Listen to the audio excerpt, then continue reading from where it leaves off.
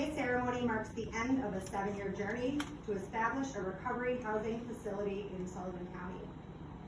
This journey was challenging at times, but then again, no worthwhile endeavor is ever without its share of challenges. Thanks to the vision of the Sullivan County Board of Commissioners, both past and present, the support of the Sullivan County delegation, the dedication of Sullivan County staff, the generosity of our funders, and the hard work of our project team's contractors. We endured the ups and the downs of the past 7 years to get where we are today. So while today's celebration marks the end of that journey, it is also a new beginning for many in our community.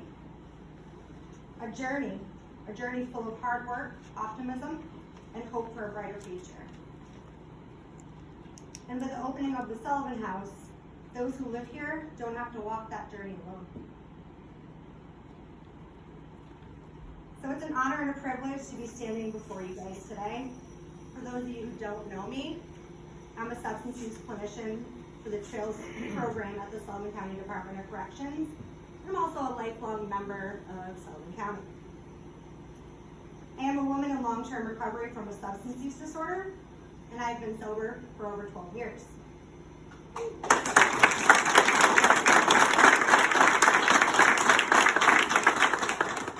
But here's the kicker, guys. My journey began on January 11th, 2010, the day I was released from the custody of the Sullivan County Department of Corrections. I am able to stand in front of you today because I was fortunate to not have to walk this journey alone. I had the privilege to have a safe, stable, sober environment to return to after my incarceration. Having stability, a substance-free environment, and a sober support network afforded me the opportunity to make the many changes that are necessary to maintain long-term recovery. So part of my journey involved me going back to school, which ultimately led me to an internship at the Sullivan County Department of Corrections Trails program. After I graduated with a degree in substance use counseling, I was hired on as a substance use clinician, and I've been at the DOC for 3 years. I truly love my job, I love the people I work with, and it's an honor and a privilege to be able to show up there every day. I'm beyond grateful that the administration staff at the SCDOC considered me for the position, that they saw me not by my past, but as a woman of the future. They are the same individuals that saw the need for the Sullivan House. They have worked tirelessly to provide a potential life-saving resource for the members of this community. The Sullivan House can provide a recovery foundation for those in our community, a foundation for their bright and shiny future. So first, I would like to introduce the man who took a chance on me and has made my future a little bit brighter, Dave Berry, the Sullivan County Department of Corrections Superintendent.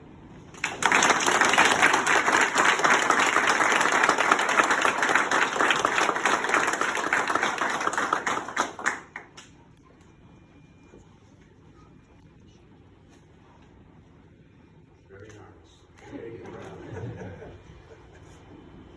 Good afternoon.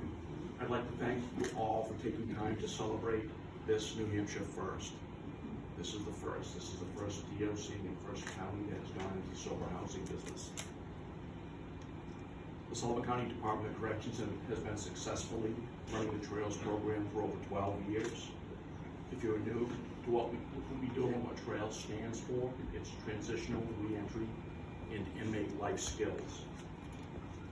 Going back a little in time, back in 2007, the DOC was in a crisis. We were overcrowded. We weren't meeting the needs of our offender population. We were outdated, changes needed to be made. The options at the time were not good. The cost for a new jail was going to be at least $30 million. So what Sullivan County Board of Commissioners decided to do, along with the county manager's support, is they formed a criminal justice coordinating committee. They brought in stakeholders from around the county to address this problem and come up with a solution. The committee included judges, the county attorney's office, probation and parole, public defenders, West Central Behavioral Health, delegation members, concerned citizens, and local law enforcement, to name a few people who gave up their time to make this possible. From these meetings, a consultant was hired, Kevin Warwick. Curriculum was created, a team was formed, and the Community Correction Center was built. Along with building the Community Correction Center, they renovated the old part of the DOC, and they did it for just over $6.8 million. So significant savings to the taxpayers. These men and women were ahead of their time. Their efforts are why we have a Trails program today. Rehabilitation was this team's mindset, and they were correct. Rehabilitation is the way. Trails is a 90-day drug and alcohol treatment program with 5 tracks of programming. Our team at the DOC works diligently to identify the criminogenic needs of the inmates who qualify and agree to participate in our program. This is not an easy route of incarceration for the men and women sentenced in Sullivan County. The curriculum includes thinking for change, crime for life, anger management, starting out, thinking errors, habits of mind, men in recovery, helping women recover, parenting inside out, cooking matters, yoga, to name just a few of the classes that our incredible clinical team teaches each day. If you are not a high school graduate, you will go through the HiSET program as well. It's a much easier route of incarceration just to play basketball, watch TV, play cards. I can assure you that the men and women who complete the program have all earned it. Has it worked? Yeah, the short answer really, absolutely, it's worked. Sullivan County has at times posted a recidivism rate as low as 16%. It varies year to year. Some of the challenges still out there, bath salts, fentanyl, we still have some struggles. Medical assisted treatment, another challenge when it comes to drug testing, particularly with our aftercare population. But the team has never stopped. One of the factors that impacts the success or failure of aftercare participants is housing. Housing has been a struggle for years. What are they going to do post-release? Is it a safe environment and a supportive environment for them to live? Couch surfing, staying at home with individuals not committed to recovery will lead to a failure. In a good year, about 35% of our population leaves for housing that is not ideal. Most years it's closer to 45%. So we're putting 45% of our people back out in the community, and they do not have a safe place to go. Relapse rates in New Hampshire are outstanding for men and women that are in treatment, followed by safe, sober housing. That 20 to 24 month window is where we need to get. That is our plan here at Sullivan House. I have some numbers. Bonfire Recovery reports relapse rate at the 2-year mark of less than 4%. Live Free Structured Sober Living reports a 6% relapse rate at the 2-year mark. Those are 2020 numbers, but those are accurate and close. We need to get there too. We can get there too, and this will help. Lastly, I want to talk about some of our men and women that have helped us through this process.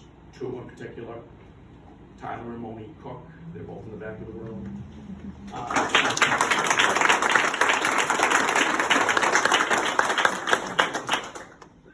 They're Trails graduates.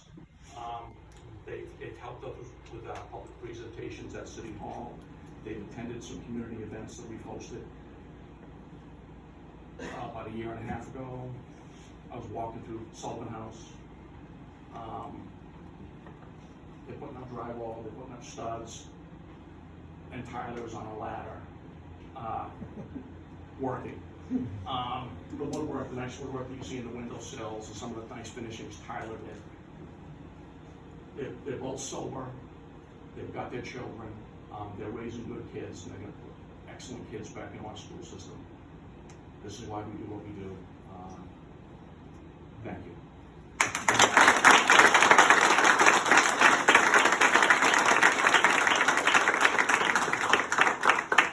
I'd like to call Derek Ferrona Now, Me? This isn't on the script. it is.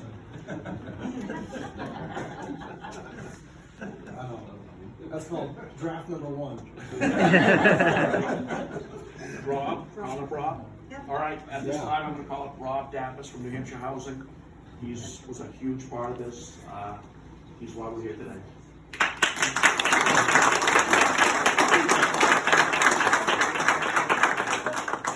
No script for me, no script for everybody else, I just gotta make it up.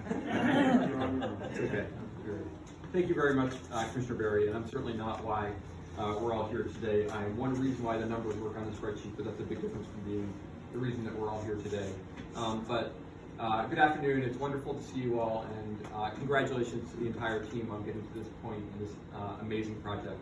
For those of you who don't know, I'm Rob Dappas, I'm the Executive Director of New Hampshire Housing. We're a independent corporation established by state law with a mission to finance and support the creation of affordable housing and related services for people around the state.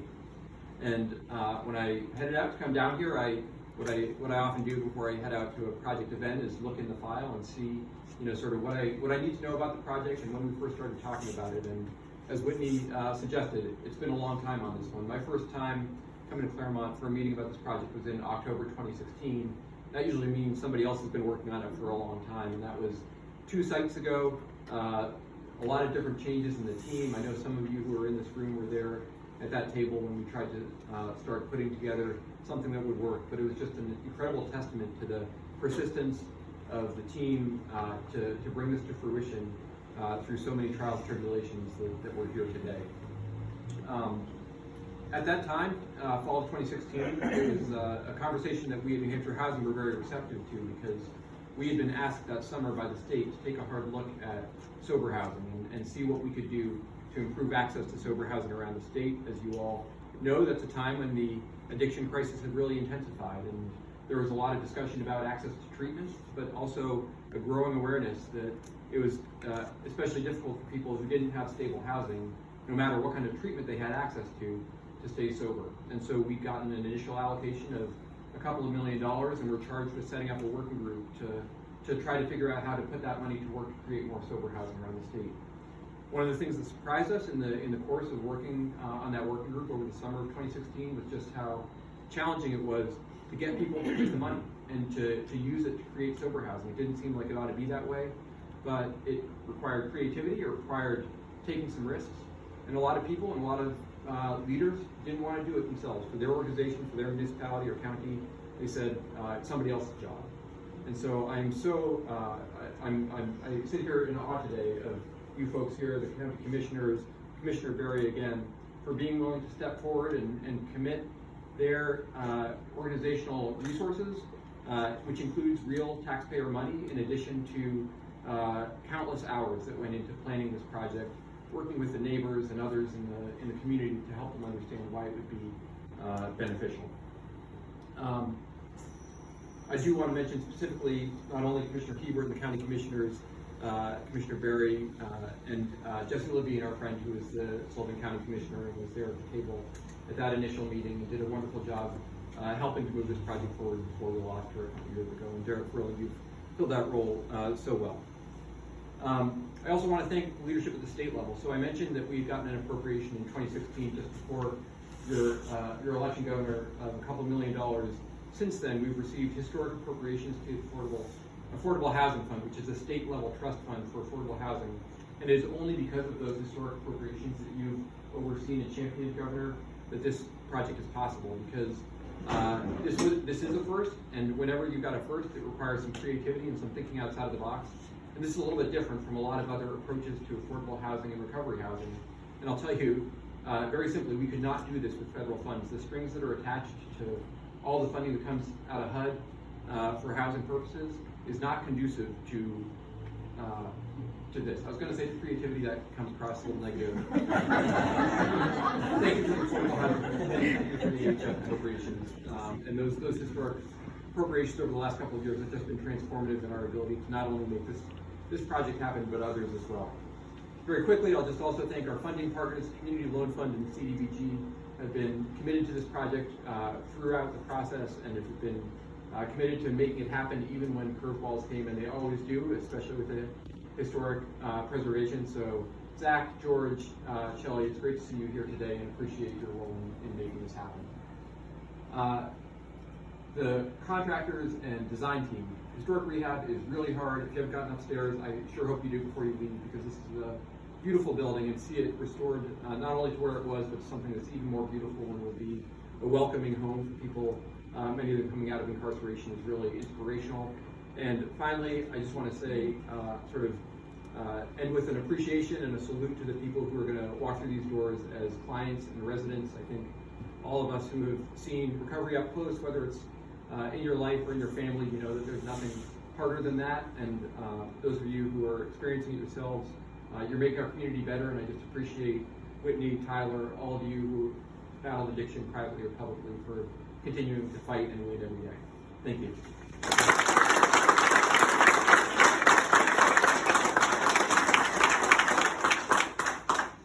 Thank you very much, Rob. So now we have Commissioner George Herbert. It's your turn to speak. I don't know how many of you saw this building before they started on transition. Beautiful building. It speaks of new beginnings and quality of life all the way.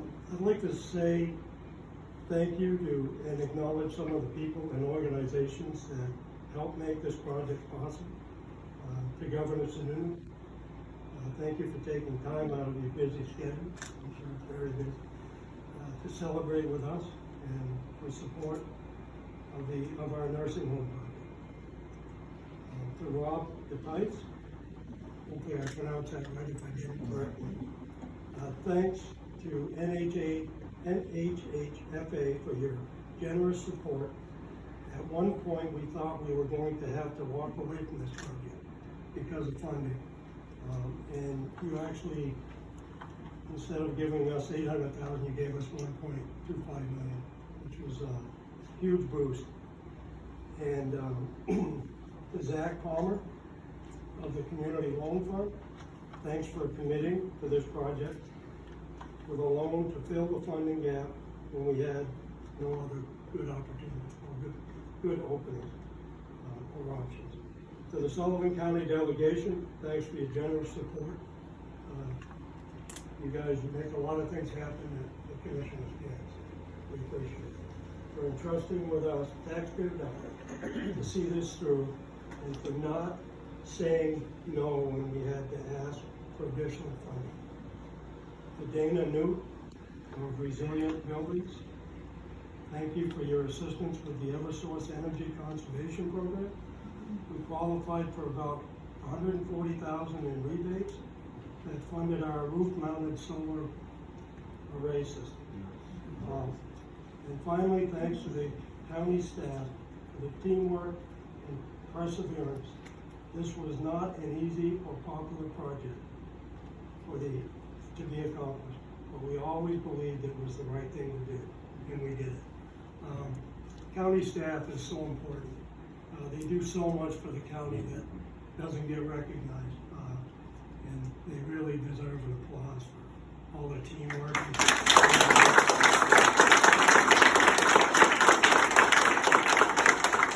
Thank you all very much for coming.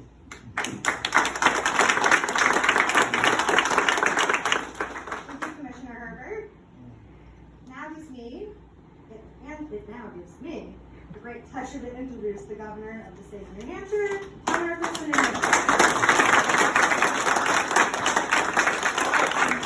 Congratulations! This is awesome. It really is.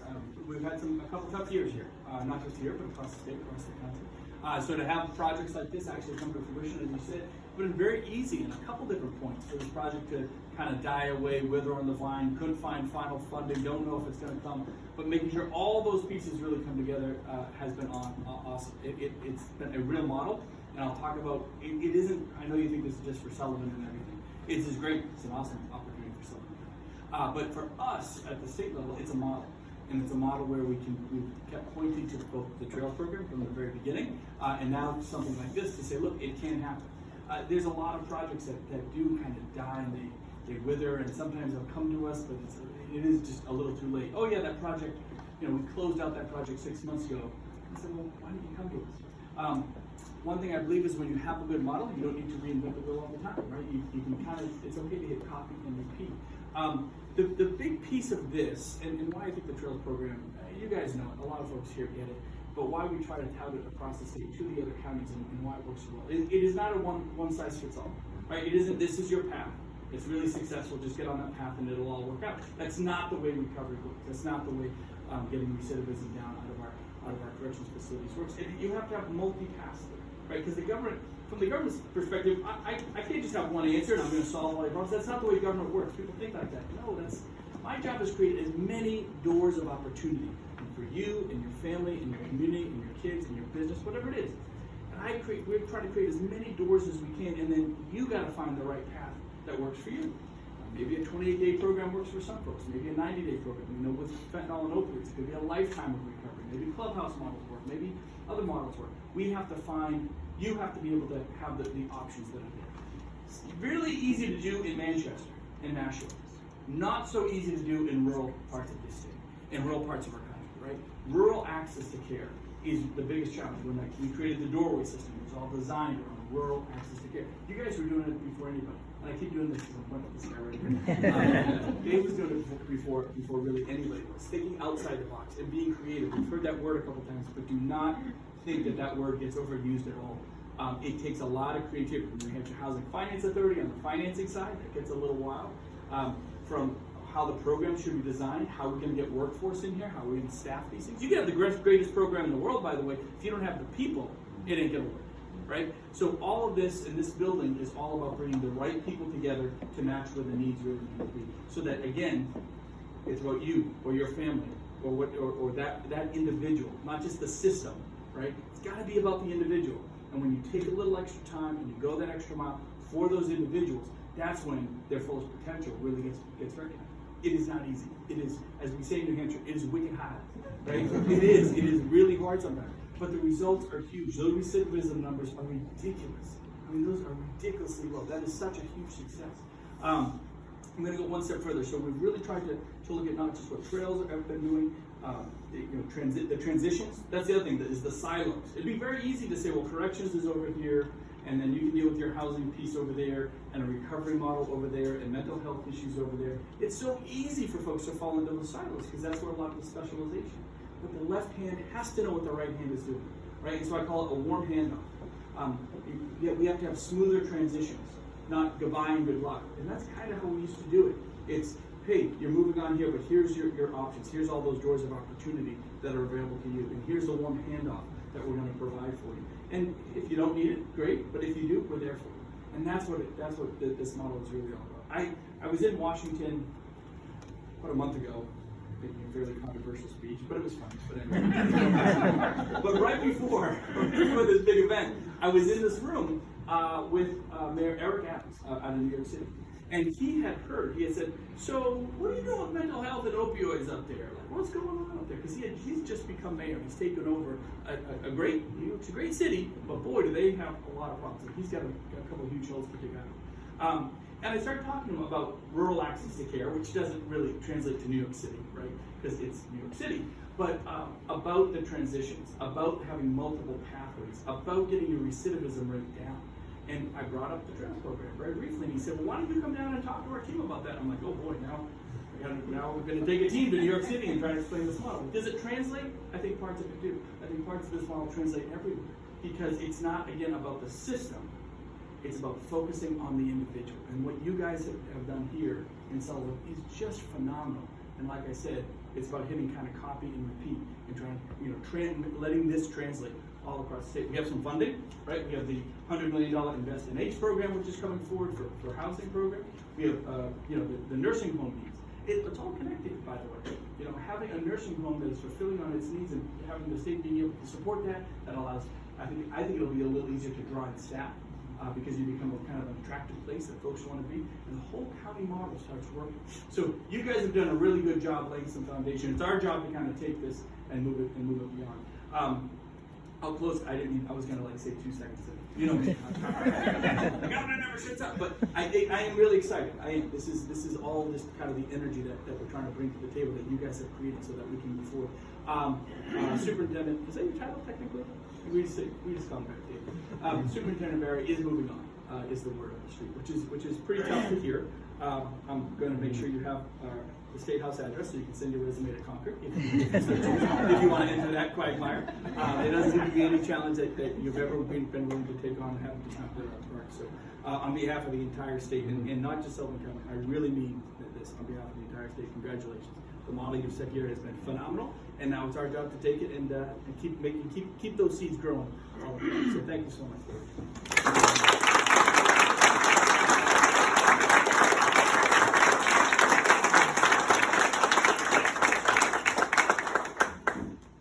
Thank you, Governor Sununu, for those remarks. Excuse me. Ladies and gentlemen, this concludes the dedication ceremony. Our distinguished visitors will now gather at the main entrance to cut the ribbon and officially open the Sullivan House. We'll have the small party exit to the right, and the rest of the group will be exiting to the left in a few minutes, with Sharon directing. Sharon's waving her hand. So I want to thank you all for coming, and I'd like for you to please stay for the ribbon cutting and touring of the facility after the ribbon cutting. Thanks, everybody.